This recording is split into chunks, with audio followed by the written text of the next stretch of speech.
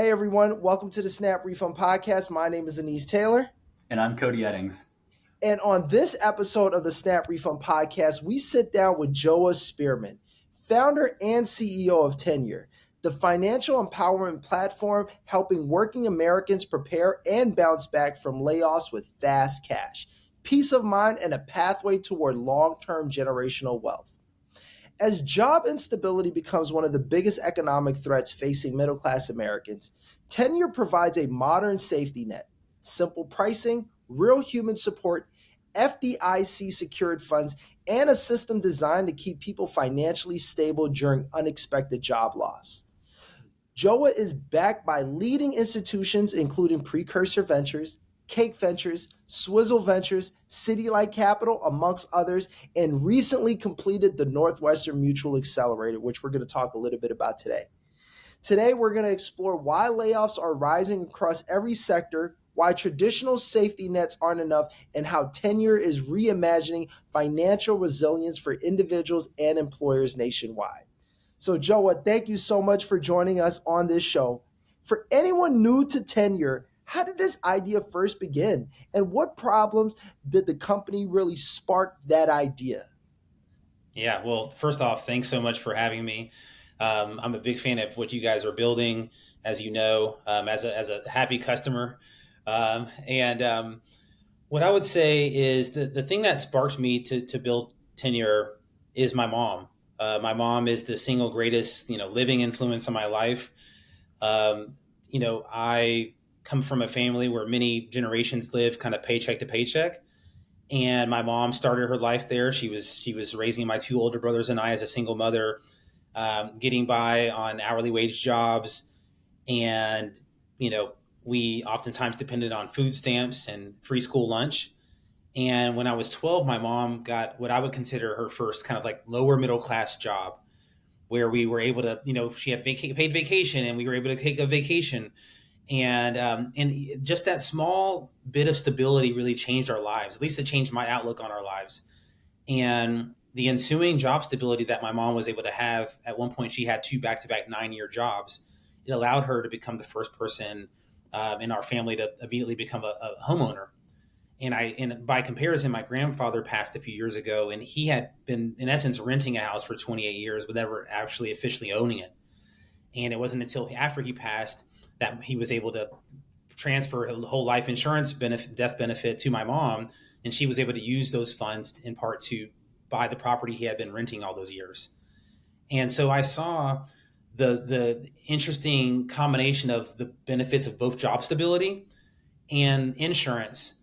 And I wanted to kind of weave those two into one product to give middle class and working class professionals a tool that would help them have a safety net that would help them during periods of job instability, while also giving them that same kind of long-term benefit that didn't require death, like life insurance. Wow, really, that sort of resonates with me personally so much. I have so much respect for what you all are doing and your journey. I've been on food stamps before. I definitely grew up in a similar situation as you, where I saw my mom having to try to find ways to make it happen and just take care of us. So Yeah. that really means so much to see other founders shining so brightly in this space. For me personally, when I know that you've seen some of the same experiences that a lot of us have been through as well. So keep on rocking, man. I really love that. You said that job instability is the number one threat to generational wealth for middle-class Americans. What made you realize that this was an urgent national issue that you wanted to solve today? Yeah. Where it started with, obviously, like I said, with looking at my mom's history, but it really went to the next level when I started seeing friends of mine. And these are people who, they're middle class people. Some of them are in hospitality. Some of them are in tech. And in late 2022, I started seeing big companies like Meta and Google do these large layoffs, many of them for the first time ever, where they're laying off 5,000 and 10,000 people in one swoop. And friends of mine who, otherwise thought that they were gainfully employed and safe were somehow getting laid off, even if they had, a lot of years in marketing or a lot of years in customer success, or even more recently, a lot of years as engineers or product managers. And so what became clear to me was that this wasn't just something that was going to be a ephemeral trend. This is something that was going to impact not just people in my network, but people all over the country. And what we ended up doing was spinning out a survey that we've now had over 2,000 Americans take. And this survey makes it very plain that job instability and the threat of layoffs, it really has an impact. If you are laid off, it has a big impact negatively on your financial life. But if you even are worried about layoffs, it really changes the nature of how you think about your profession and your financial life. So we really feel like that we were building right on top of a market rather than building with this hypothesis that one day, 5 or 10 years from now, some market would exist. You know, Joe, when I first met you, what really captivated me is just the amount of care that you have for what you're building at TenYour and for the people that you represent and being able to really provide stability for them in this time that's really unstable. When someone loses their job, what actually happens financially in the first 30, 60s, and 90 days that most people really don't see? Yeah, that's a great question because a lot of times a layoff or job loss immediately makes people think of the financial impact. But what's overlooked is in a lot of cases, there is a mental well being or a mental health or emotional impact that's even greater. Prolonged unemployment can really rock someone's confidence, especially if someone did have job stability for many years before and they felt really confident in their career skills, their competency in their industry or their sector, and then they're rocked kind of by an unexpected layoff. And so for us, we think not just about the financial part, but I tell my team all the time, I say, hey, we aren't building just a financial company, a financial product. We're really selling peace of mind. We are trying to help people have a degree of peace of mind that ties them over in a way that even money can't do alone. So in that first 30 days, the things that we see most often are one, the person usually has some modicum of severance or savings that will help them for that first 30 days. Unfortunately, it kind of stops there. A lot of people within 60 days, as soon as 60 days, most people will tap their savings or their emergency savings. And in a lot of cases, unfortunately, that may be the limit of their severance. And especially if they were in an hourly wage role or if they're in an industry that maybe the severance is not very generous, if they're an employer that doesn't really think that generous severance is a part of their agreement with employees. And so within 60 days, that's where we find that our assistance that we provide customers is really helpful because if you have financial support in that first 60 days, that can be the difference between taking the very first job you get offered that's with an employer you never wanted to work for under conditions you never wanted to have, or being able to continue interviewing and looking for something that's better for you, right? And then when we see out into 90 days, and then even more recently out into 120, 180 days, when people have prolonged unemployment, that's where you really start getting more of the emotional and the mental effects of people. Because people, when they first get laid off, they kind of immediately think, okay, I'll get something soon. And then soon quickly becomes in a little bit more time. And then a little bit more time becomes, man, I'm not sure. And then once they get into that space, in that 90 to 100-day space, that's when you really can rock someone's confidence. And when you're not confident, it's really hard to try and go out and get a job and project that confidence that you need in the competence that you have. And so really, we're just trying to provide a degree of peace of mind that allows people to not even have to confront all the mental and emotional burdens that naturally come from job loss, especially when it's unexpected, like a layoff. That makes a lot of sense. I've been laid off twice in my career so far, actually in back-to-back years. So for a while, I thought it was going to be an annual tradition. And after that first one, I actually changed my career path, and I was doing systems engineering work before, and I wanted to do something that was a little more in the hands of the everyday person. So I switched, taught myself to code Android apps, and got a job as an Android dev at a startup. But there was about a 5-month gap between that job laying me off and getting the new job. And I experienced exactly what you just described. In the very beginning, it was like, oh, bet. It's kind of like a vacation a little bit. Like now I can like go to the gym at 11 a.m. and just like take my time, find the right thing. And then by month 4, month 5, I started to feel like a real warping of my own perception of my identity, where I was seeing people waking up and going to work every day. And then I was looking at myself and I was like, man, like I'm feeling like kind of down. It's like I wanted something that could give me a sense of like purpose. And that was really missing at that point. So I know with TenYour, you provide fast cash, but also long-term savings. Can you walk us through what the product is and how it works? Yeah. I mean, I believe in this thing called redemptive entrepreneurship. And it's what's baked into that is my own faith journey. And I'm a serial entrepreneur. And I would say one thing that's true about how I'm approaching TenYour, this is the fifth company I've started, is that I'm really, with my previous ventures, I was so focused on the what I was building, what I was doing. And with TenYour, I'm much more focused on the how, like how we're actually going about doing this and how we're helping people. And a lot of that is in the generosity that we're bringing to the table. And so I tell people, one of the things that makes TenYour not insurance is the generosity that we've baked into our business model.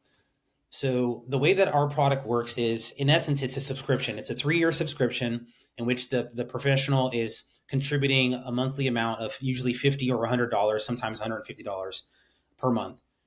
And over that period, they have that as a layer of, they're building their own safety net, basically. If they were to experience job loss, then we provide them financial assistance in essence, because they've been paying those monthly amounts. But the benefit is this: if you have job stability for 3 years, it's not like a situation where you've lost your money. If anything, you've built your own valid and viable safety net now, because at the end of 3 years, we give them not only all that money back, but also interest on top of it.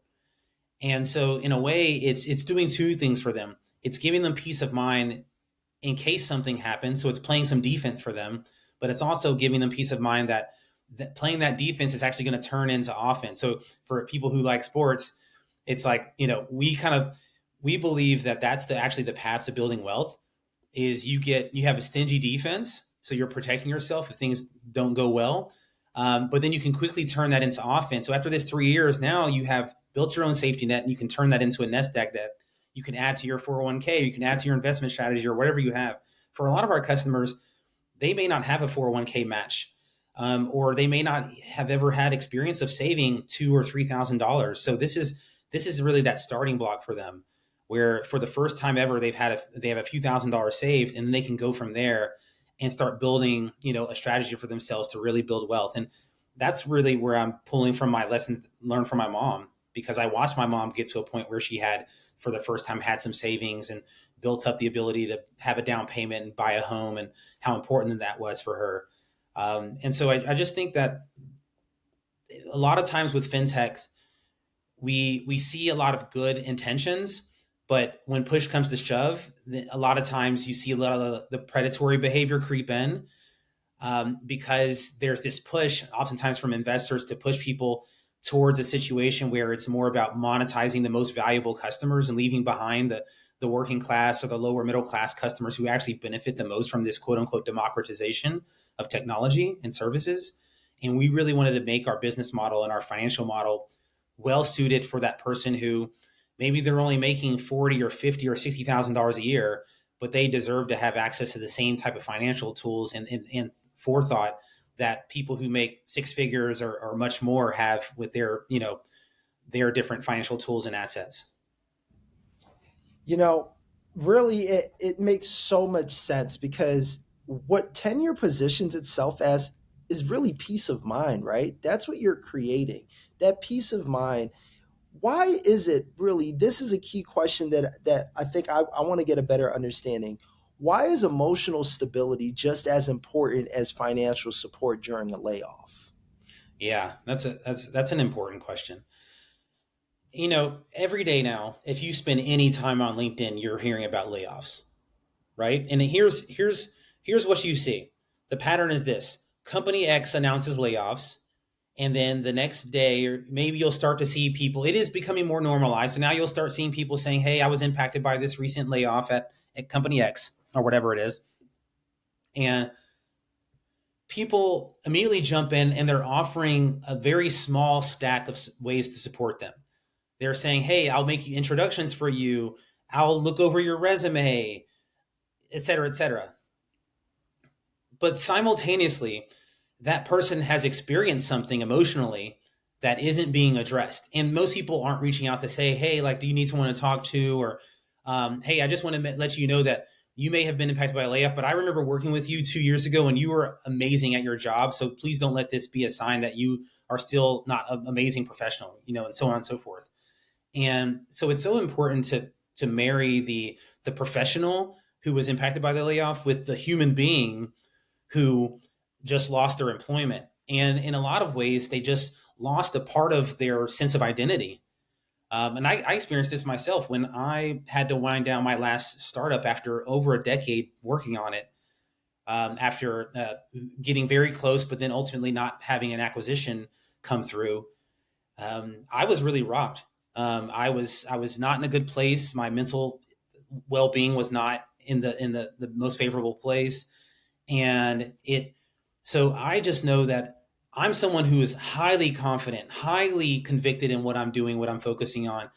And it would take a lot for me to be rocked, but I know that I was rocked by that happening. And that wasn't even exactly like a layoff where someone's kind of pulling the rug from underneath me. And so I think it's as layoffs become more normalized, which they will continue to become. I just hope that people understand that we also need to normalize the emotional, mental components of what the person is experiencing beyond just like the professional elements. And with TenYour, we obviously are kind of going after the financial aspect of it, but we understand how much connection that has to the mental and emotional well-being of the person because they're thinking about taking care of their family. You have husbands or wives who are, they're part of their identity is being a provider for their family and their kids.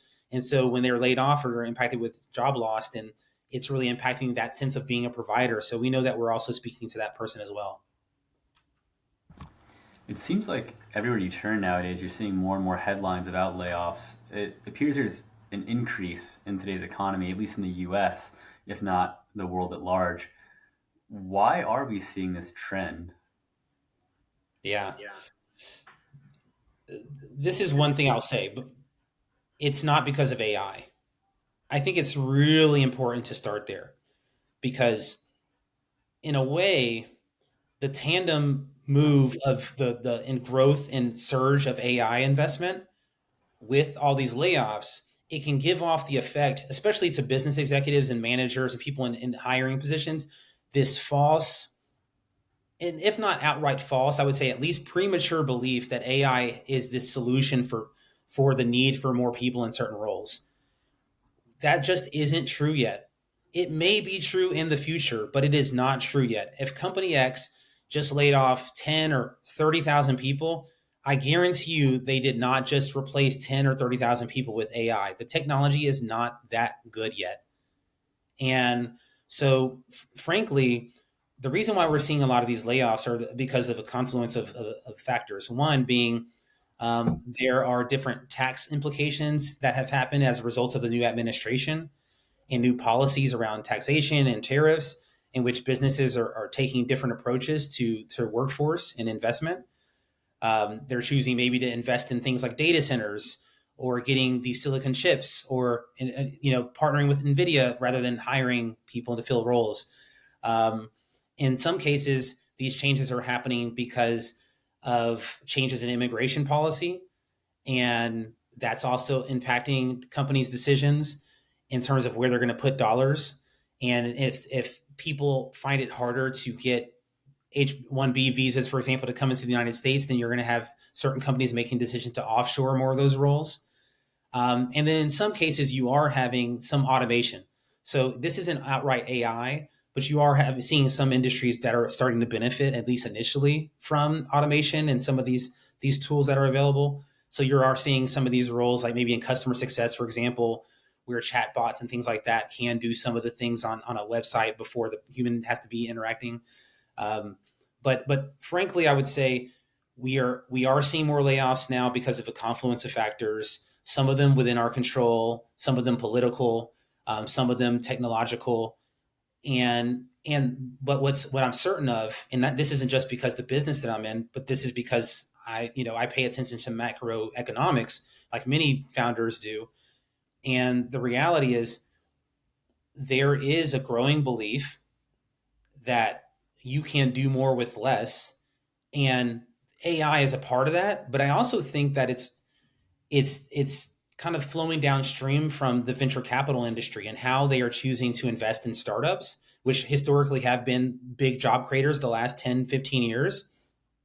And if investors that formerly measure a company's success off of how fast they're growing their team, if now instead they're actually measuring their success solely on how fast they're growing revenue without growing their team, then it's changing the math on how companies view things like revenue per employee.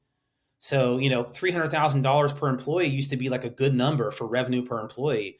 And now you're seeing startups say, oh no, we're doing $600,000 revenue per employee. We're doing $3 million revenue per employee. And it's created this idea of this, one day there's going to be a startup with one employee that's making $1 billion. And that remains to be seen. Maybe it's possible one day, but industry tends to follow the outliers. And if there's even one company doing that, then many companies are going to make really drastic and bold and sometimes over aggressive, over eager workforce decisions based on this idea that they too can pursue this path of the anomaly or the exception. Wow, that really is interesting. Well, so then if AI isn't taking the jobs, what role do you think automation is playing in the surge of job cuts? Yeah. So what we're seeing is, like I said about customer success, primarily what we're seeing is that AI, first off, companies that hire a lot of working class people, they don't have they have lower margins and higher employee turnover. So their incentive to work in automation is to remove the burden, not of people, but to remove the burden of turnover cost. So let's say, for example, you are a movie theater or a fast food restaurant, you're looking to get automation built into your business, not because you have to handle a lot of people answering phones and things like that, but it's because you have people who do very routine orders all the time, every day. And training someone on how to take that order is cumbersome to you in your business, perhaps. And you may feel like, well, man, this machine can do this for us. So you're seeing, if you walk into a lot of, let's say, Taco Bell's or AMC movie theaters, you see machines doing things that teenage kids that used to be their first job. They'd be 16, 17 years old. That was their first job. Increasingly, you're seeing that teenage kids can't even get those jobs now because those companies aren't hiring for them. And then the second thing we're seeing with white collar industries like tech or finance, banking, et cetera, you're seeing automation being wired into the entry level positions. And so in those roles, you're seeing, okay, whether it's banks or, customer success roles at tech companies, you're seeing these white collar industries that historically are entry points to people eventually getting onto a path of getting a 401k match or getting benefits, getting paid vacation, getting six-figure salaries. You're seeing companies make decisions to say, hey, we can replace some of those benefits and lower cost by trying to see if AI can replace some of these roles. And again, it is not proven that AI can replace all the roles, but it is proven that companies are willing to take the risk to find out.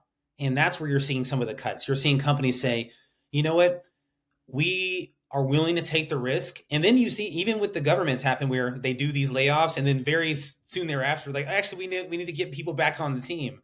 And so now I think what we're seeing is a situation where companies they have moved the needle on the bar for hiring.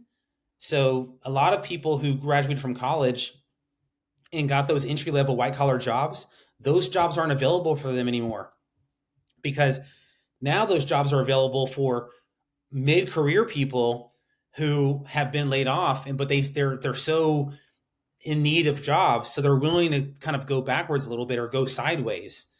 And so there's someone who has a master's degree competing with someone who just graduated from college from their bachelor's degree, or you have someone who has 5 years of experience going after a job that only formerly required 2 to 3 years of experience. And you're seeing more and more of that.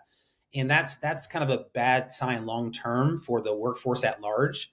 And there's some macroeconomic concerns that AI is going to pose for the economy at large if that trend continues, because there are tens of thousands, hundreds of thousands of college graduates every year that come out expecting jobs, and they have a lot of debt, and we have to figure out some kind of way to get them into jobs that helps them to be a part of the economy. As you look ahead over the next 3 to 5 years, what are the top trends that you see that are going to shape financial empowerment and workforce stability on that note? Yeah, this is where I'm really excited. I think there's a lot of signs of progress. I think two things are, in the fintech space, we are seeing an increasing number of technology companies pursuing financial wellness benefits. And so you're seeing more and more large companies and medium-sized companies are starting to adopt benefits that help their workforce, help their employees with their financial well-being. So there are companies like Oro, ORO is a company that has a housing benefit that they're really trying to get employers to adopt, in which employers can help play a role in helping their employees get down payments. There's a company called Sunny Day Savings that has a kind of a savings tool around financial wellness. So increasingly, there are different companies that are doing these financial well-being, financial wellness tools.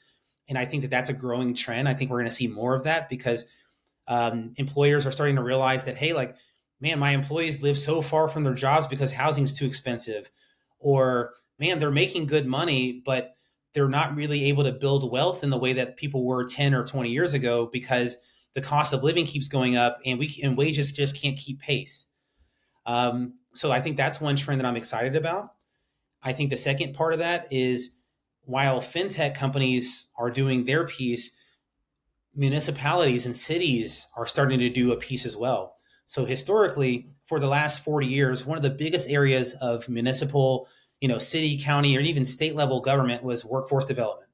So all these cities and states were putting millions and eventually billions of dollars into helping people get upskilled, get training, and hopefully to get into gainful employment situations, whether that's through the trades like plumbing or electricians, or through white collar industries.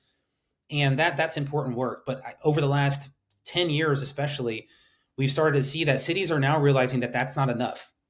So it's not enough to just get someone in the job. They actually have to have financial well-being. And so you're seeing a lot of cities. Our count says there's about 100 cities in the United States already that have what's called financial empowerment programs. And these are programs that are really designed where the city or a nonprofit that they partner with works with hundreds, in some cases thousands of residents in their cities to help them pay down debt, help them learn how to save, help them get on a path to owning homes. My mom herself was a part of one of these programs over 2 decades ago. So this played a role in her having the confidence and the wherewithal to become a homeowner.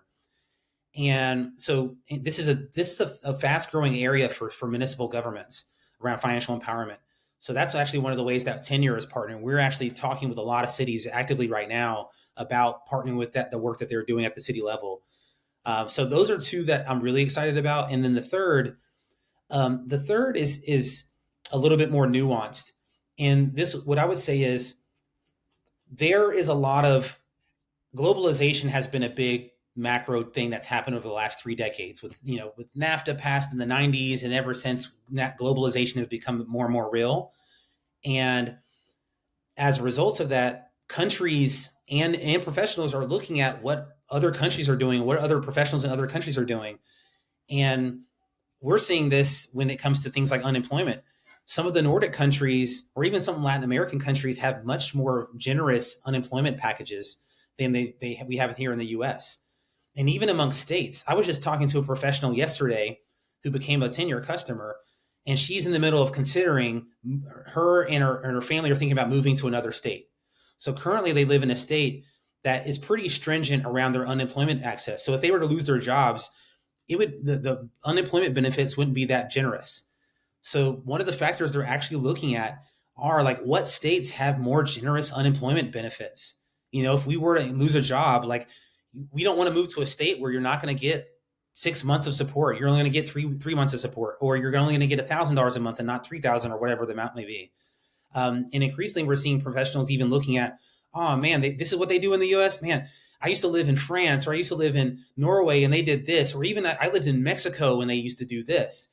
And so we're seeing even people starting to pay attention to other countries and programs that in that way. So I'm really excited there because it's really important that if business executives and business leaders are looking at what businesses are doing in other countries, then governments should be doing the same when it comes to some of these packages and policies around quote unquote social safety net programs, especially those designed around employment. Like if the whole point of unemployment protection at the government level is to get someone to not bottom out financially, but to get them back into the workforce as quickly as possible, then we need to be thinking about that safety net not being like a net in which you're trapped in it, but more like a trampoline where you get into it and you bounce off to a better situation.